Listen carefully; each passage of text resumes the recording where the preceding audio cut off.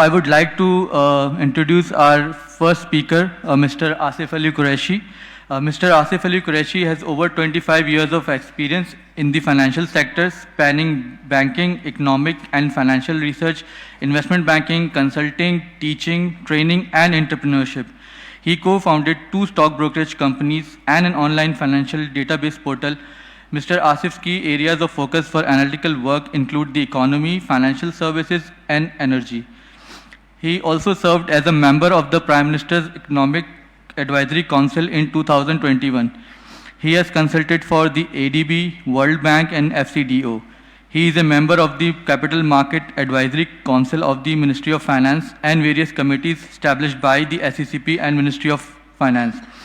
Please join me in welcoming Mr. Asif Ali Qureshi.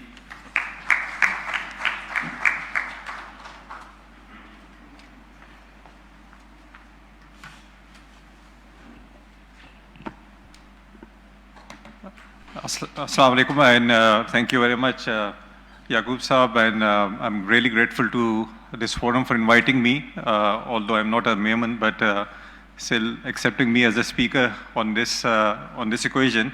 So what I've done is I've actually put together a small presentation on this subject of Pakistan's power sector challenges, reforms, and opportunities. So I'll quickly run you through that presentation. I've actually split the presentation into 2 parts. First part is actually the preamble, just setting the framework in which we should be thinking about energy and more specifically about the power sector. So first of all, we'll cover the preamble, which will include rethinking energy, the future of energy, and finally we'll come to the final topic, which is the main topic, which is power sector challenges, reforms, and opportunities. I really like this quote from Max Planck, who was the founder of quantum mechanics, and he said that, if you change the way you look at things, the things you look at change. So it's a matter of perspective, how you look at things, and certainly the things start to look differently. So when we think about energy, we actually think about fuels like petrol, diesel, natural gas, and electricity. And the demand for all these energy sources is actually a drive demand. We are not actually consuming all these energy sources per se, we're actually using them to meet certain energy needs. So the demand for energy is actually a drive demand. That's very important because that actually provides the framework in which we can actually think about how to find alternate use of using the excess energy that we've got in Pakistan in the shape of the power sector. So the demand for energy is actually a drive demand. So we are actually fulfilling our major service needs by using these different forms of energy. We are not actually consuming petrol. The primary need for consuming petrol is actually moving from point A to point B. So the need for the underlying energy source, the underlying need is actually for the transport, and fuel is only being consumed to actually meet that service need. So transport is a key energy service need, which is met by different forms of energy sources. Likewise, heating, cooking, lighting, cooling, and running electrical appliances and machines. Once we start thinking about energy in terms of the final energy, the final service needs which are being served by energy, we can think about different ways of actually meeting that energy demand, that energy service need.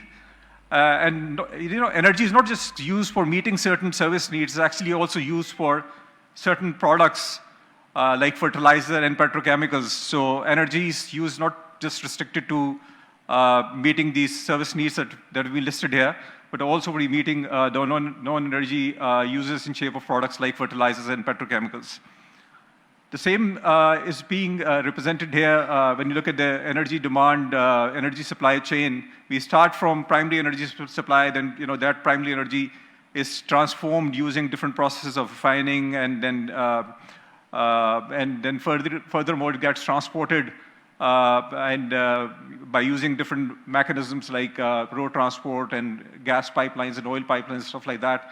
And finally, it uses the final consumers who could use it for meeting certain energy consumption needs like lighting, space heating, cooking, cooling, and also for meeting the requirements from the industry. So it's actually the final column of energy consumption which drives the demand for primary energy and not the other way around. So we should, sort of change the framework through which actually we look at energy, and that actually helps you understand how we can use excess electricity that we've got in Pakistan more productively. And just to put things in perspective, if you look at Pakistan's energy mix, only 25% of energy is actually consumed in its final shape for meeting lighting, cooling, electrical appliances, needs of the country. And the remaining 75% is actually, 75% of the final energy is used for meeting other energy needs, other service needs like transport, heating and cooking, heating for industrial purposes, in shape of steam and all.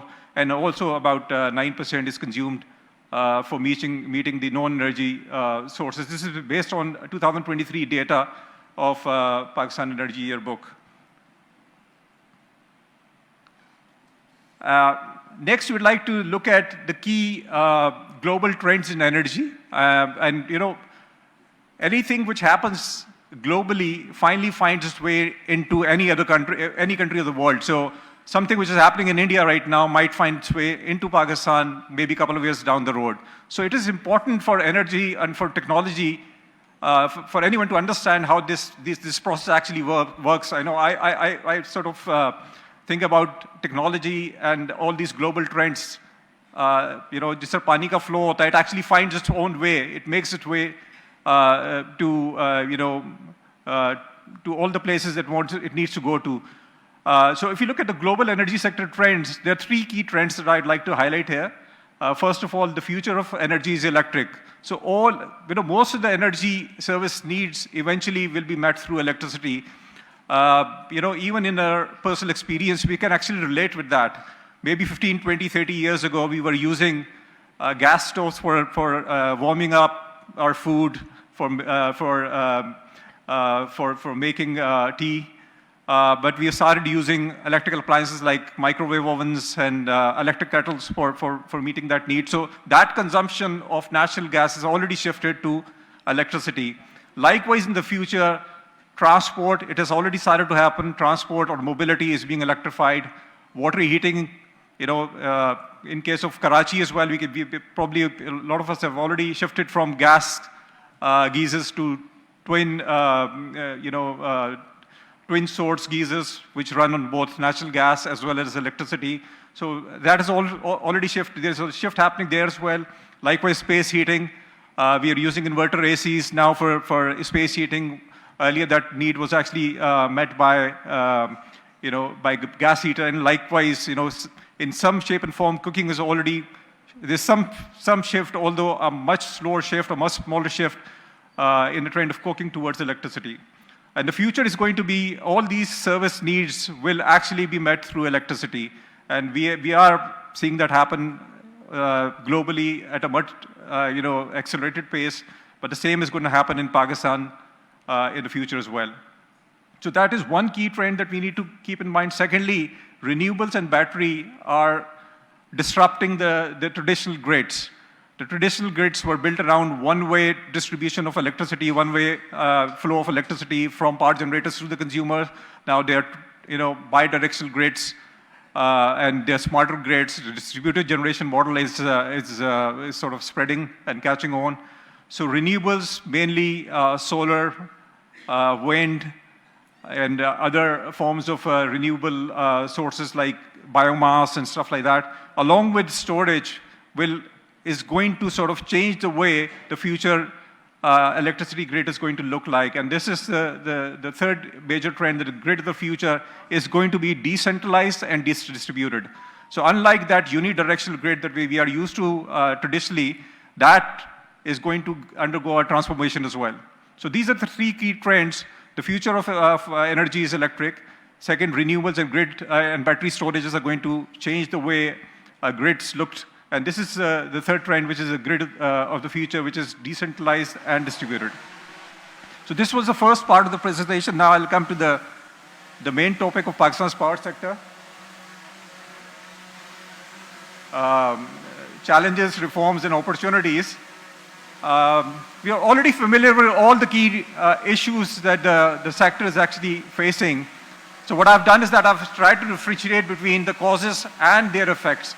So at times there is confusion as to what is the problem. Jesus. So, yeah. So the main causes of the crisis that we are facing in Pakistan when it comes to the power sector are surplus capacity. We're already familiar with that problem. High generation costs, excess transmission distribution losses, billing under collection, cross subsidies, transmission system constraints, and unreliable supply of electricity through the grid. So these are the main causes, and their effects are visible in shape of major effects like circular debt, the fiscal burden, comparative disadvantages that the industry is facing, and falling energy demand and energy poverty. A lot of people don't have access to cheap energy anymore. So I think it's important to understand the relationships and the distinction between what are the causes and what are the effects. So once we understand, there are a lot of times that we are only addressing the effects and not looking at the causes. So it's important to understand the causes for you to find a solution which is more sustainable and more effective. So these are some charts from the latest State of Industry reports released by our power sector regulator, NEPRA. This one actually reflects the surplus capacity problem that we have in Pakistan against an installed capacity of the NTDC system of more than 42,500 megawatt. The maximum generation that we saw in the country was about 25,500 in the last fiscal year, and the minimum load on a day in Feb, I think, of last year was about 7,000 megawatt. So the delta between 42,500 and 7,000 was actually the excess capacity that we had in the country, which was not being utilized because there wasn't enough demand for energy on that day. Next important factor is to look at is the compositional mix of generation, which has undergone dramatic change. You know, we a lot of times talk about the rising capacity payments in the country, which is a fact. There's no reason to deny that. You know, rising capacity payments are actually a problem, but the fact is that our variable cost of generation has actually gone down quite dramatically. You know, variable cost used to be close to 8 cents 10 years ago, and that has gone down to about only less than 3 cents in the last fiscal year, although the quantum of capacity payment per unit has gone up. But it's actually, any businessman can understand, it's actually a better problem to have a problem. It's probably preferable to have a problem where the variable cost is actually lower, because you know the capacity payment, which can be reprofiled and distributed over a longer period of time, so you can take care of that issue. But if your incremental generation cost is very high, then you require a much higher marginal tariff to meet the excess cost of generating that additional unit. So while the overall cost of generation has remained elevated, which is more than 8 cents, which is a high number for the generation cost. I think in India it's less than 4 cents, if I'm not mistaken. It has remained elevated. Its compositional mix has changed dramatically with the increase in capacity payment, capacity purchase price, and a decline in energy purchase price. Another positive trend that has happened, that has emerged in the country, is that the fuel mix of power generation has also changed. If we had the same fuel mix that we had 10 years ago, the cost of generation would have actually been much higher than what it is now today. We were generating about 40% electricity from very expensive furnace oil 10 years ago, and the share of furnace oil has actually gone down to less than 2% in 2024. Likewise, the share of indigenous sources, including coal, hydro, natural gas, and along with nuclear, that has increased to about 3/4. So 75% of our energy, power generation is actually coming from either indigenous sources or from nuclear, which is a much better fuel mix to have than we, and this is as compared to the fuel mix that we had about 10 years ago. This is a much better situation that we see in the country today. This is actually the main cause of the problem that we see in shape of the circular debt menace in the country, which is the excess T&D losses, and the billing under collection. These are actual numbers reported by NEPRA in the latest State of Industry report. The T&D losses target was about 11.77%, and the actual number that the DISCOs delivered was about 18.3%. So that alone translated into a loss of about 276 billion rupees last year, and billing under collection was about 315 billion rupees. So altogether, between T&D losses and billing under collection, the total impact of these inefficiencies was close to 600 billion rupees just in the last fiscal year. This is the anatomy of the circular debt, something which we've already discussed. If you look at the first column on the left, direct contributors to circular debt problem, billing under collection, excess T&D losses, unrecovered costs of the past, our outstanding stock with circular debt, then unpaid subsidies and delays in tariff notification. And there are certain demand-side factors. So direct contributors to circular debt problem, along with demand-side factors, they create sort of a feedback loop which results into this growing circular debt problem.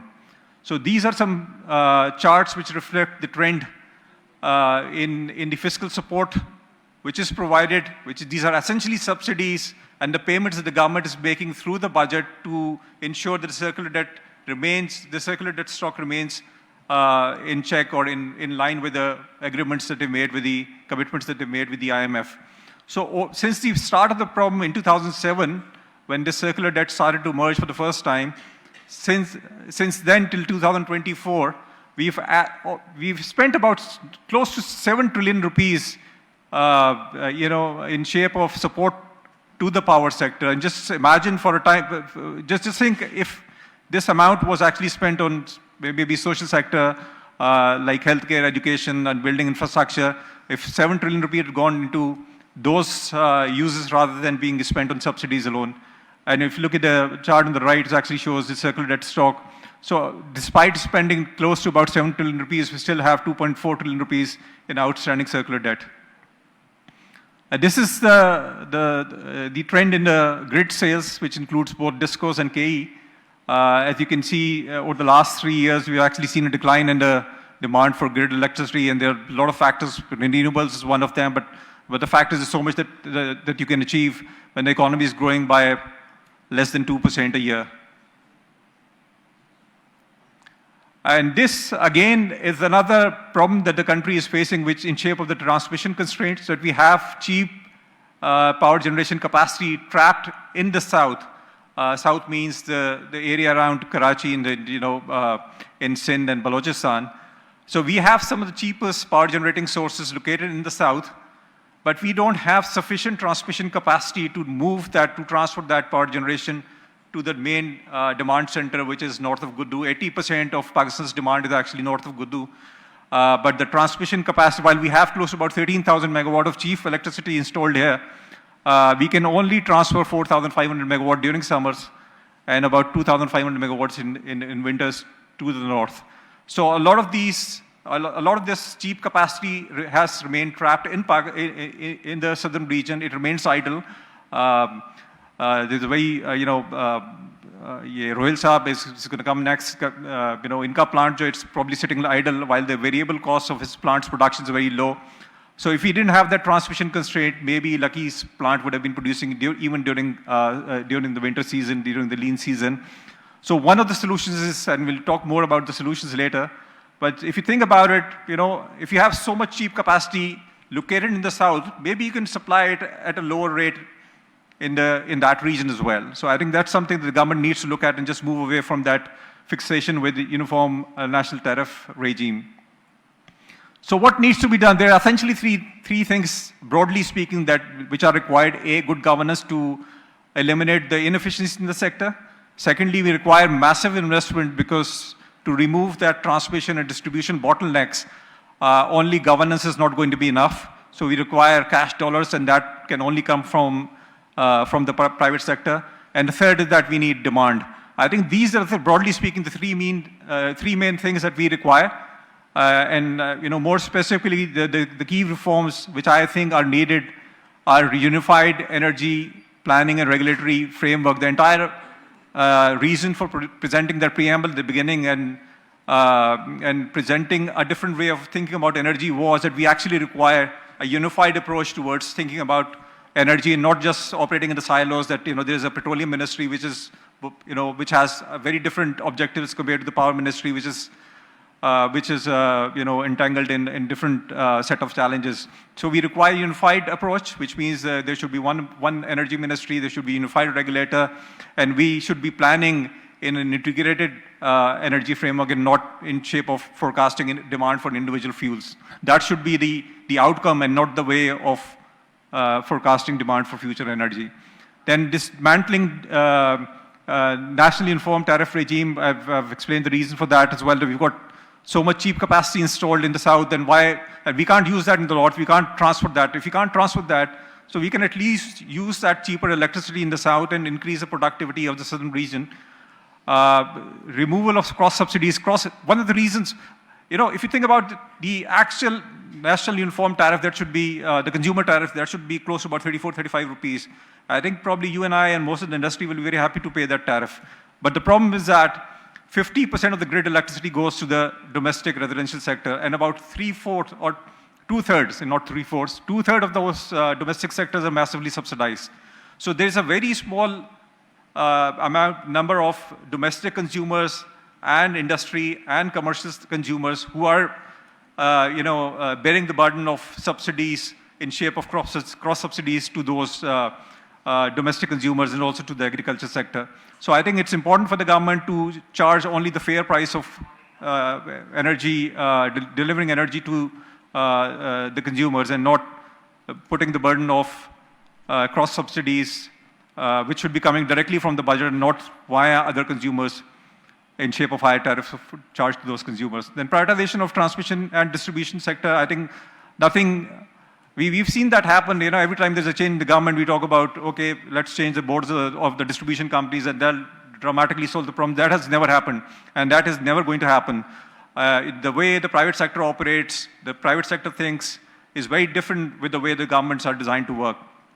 So without privatization of these transmission distribution sector, I don't think that we can achieve any significant, meaningful level of efficiency improvement. And finally, in terms of generating the demand for power, we need to think more about electrification of energy use, maybe encourage electrification of transport, beginning with electrification of public transport, then moving on to space heating, and then water heating and stuff like that.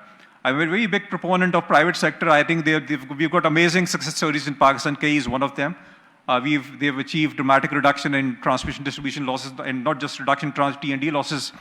The grid quality has improved as well over the since privatization. And also, the quality of service in general has dramatically improved since privatization. And this success story of privatization is not limited to the power sector. We've seen the same thing happen in telecom, via deregulation and privatization. We've seen the same thing happen in cement as well. So any sector where the government has taken a back seat and let the private sector do its job, we've seen the private sector deliver excellent results. So I'm a big proponent of privatization. I think that is the only way forward, deregulation and privatization, to solve the problems that the country is facing. With that, I'd like to thank you for listening to this presentation. Thank you very much.